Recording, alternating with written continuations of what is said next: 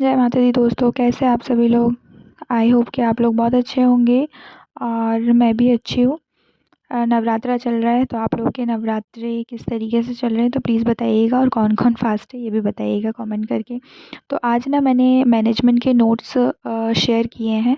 वो मैंने वीडियो के लास्ट में ऐड कर दिए हैं, क्लिप ऐड कर दी है। और ना मुझे मैनेजमेंट में ना थोड़ी सी प्रॉब्लम जा रही है। क्या आप लोगों को भी मैनेजमेंट में प्रॉब्लम जा रही है क्या? क्योंकि ना आज मैंने 1 हफ़्ते के बाद मैनेजमेंट खोल के देखा था। उसके पहले ना मतलब उस इस बीच में मैंने मैथ्स वगैरह, रीज़निंग वगैरह को थोड़ा-थोड़ा टाइम दिया था, और पोषण और स्वास्थ्य के नोट्स मैं काफ़ी ज़्यादा बना रही थी। तो इसी में मैं ना लगी हुई थी। तो मैंने सोचा कि मैनेजमेंट मैंने काफ़ी दिन से देखा नहीं है, और उसके नोट्स भी बहुत ज़्यादा कंप्लीट नहीं है मेरे, क्योंकि अभी ही मैंने बैच परचेज़ किया था, तो उस तरीके से मेरे नोट्स अभी बने नहीं हैं। तो मैं ना धीरे-धीरे नोट्स बना रही हूँ अपने। तो जैसे-जैसे मेरे नोट्स बनते जाएँगे ना, मैं आप लोग को वो शेयर करती जाऊँगी।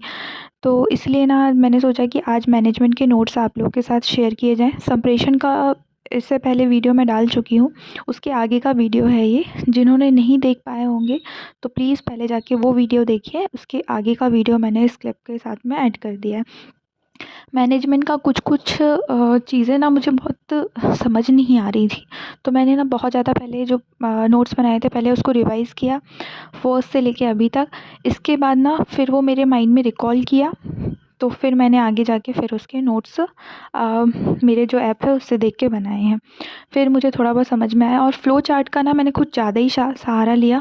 मतलब फ़्लो चार्ट से मैंने याद करने की कोशिश करी, तो मुझे ना काफ़ी अच्छे से मतलब मेरे माइंड में सेट हो गई वो चीज़ें।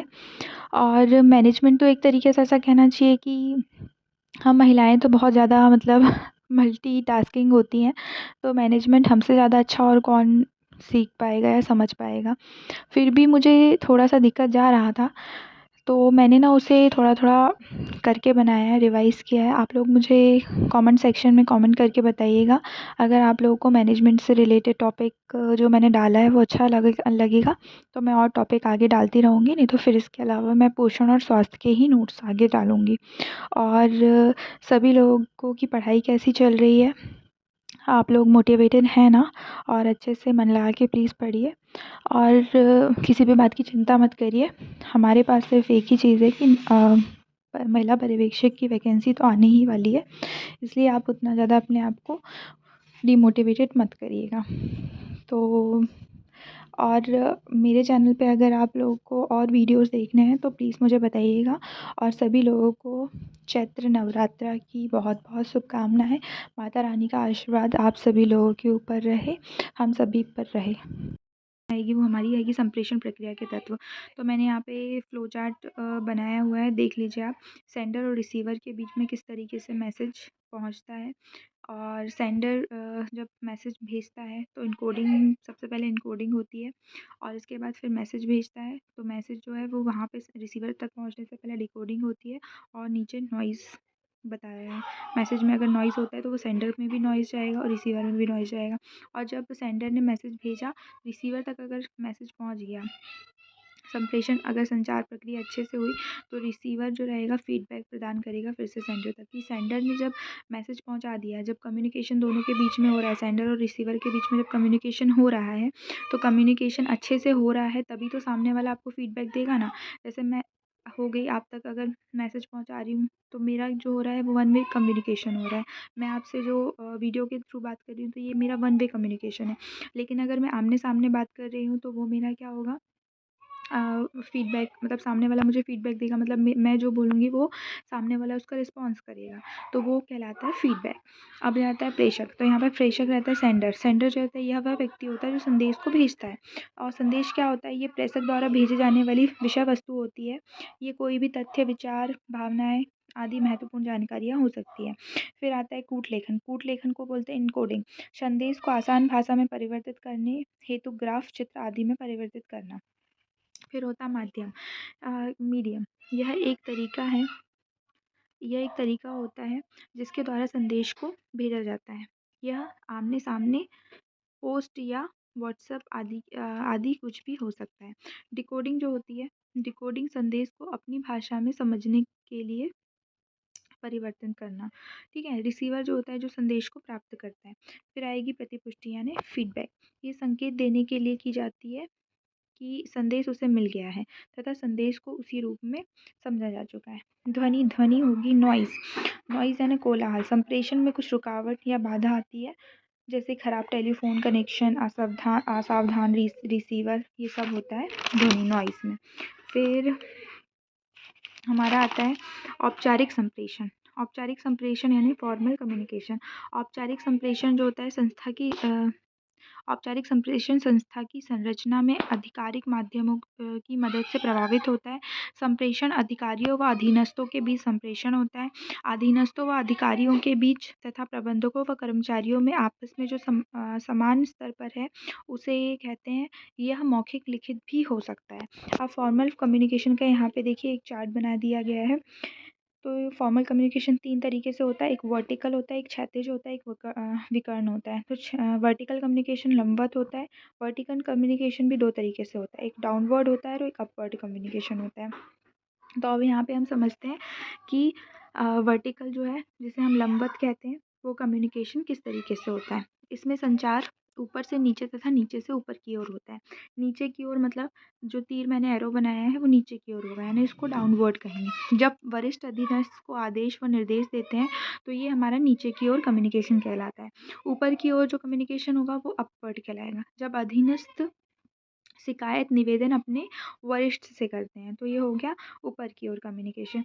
फिर क्षैतिज कम्युनिकेशन होता है बराबरी वालों में, है ना। तो इसमें संप्रेषण एक ही स्तर के मध्य होता है और ये सबसे अधिक प्रयोग किया जाने वाला संप्रेषण है। कैसे? अगर हम अपने दोस्तों से बात कर रहे हैं, अपने साथ वालों से बात कर रहे हैं, तो ये हमारा समान स्तर पर क्षैतिज कम्युनिकेशन कहलाएगा। फिर विकर्ण होगा, डायगोनल होगा। इसमें संप्रेषण विकर्ण के रूप में होता है, अर्थात एक विभाग का वरिष्ठ कर्मचारी दूसरे विभाग के अधीनस्थ कर्मचारियों से संप्रेषण करता है।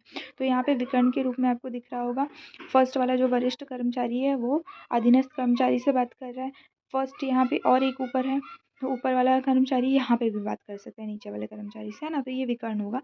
ये सबसे कम यूज़ होता है विकर्ण कम्युनिकेशन, डायगोनल कम्युनिकेशन, है।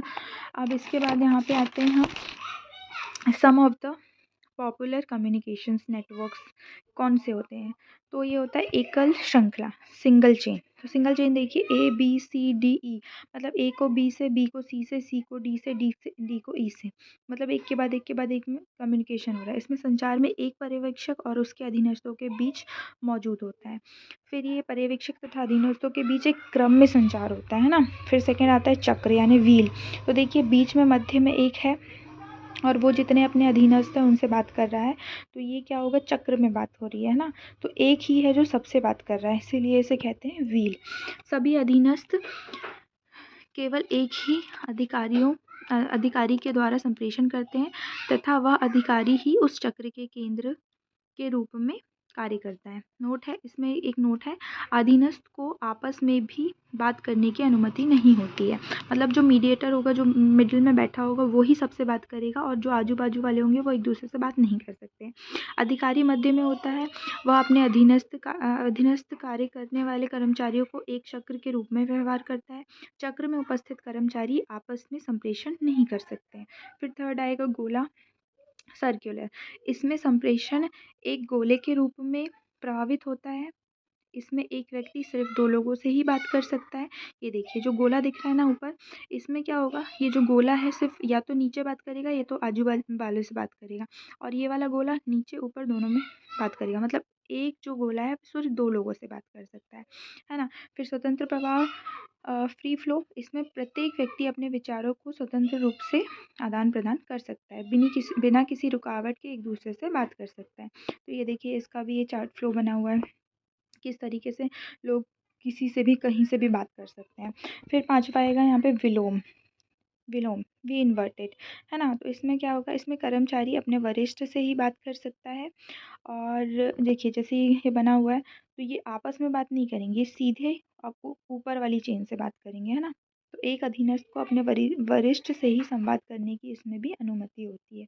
तो अगर आप लोगों को मेरा ये ब्लॉग अच्छा लगा मैनेजमेंट का, तो प्लीज़ लाइक एंड सब्सक्राइब करिएगा, और मेरे चैनल पे नए हैं तो प्लीज़ सब्सक्राइब करके ही जाइएगा। और फिर हम मिलते हैं नेक्स्ट व्लॉग में। Bye bye, thank you.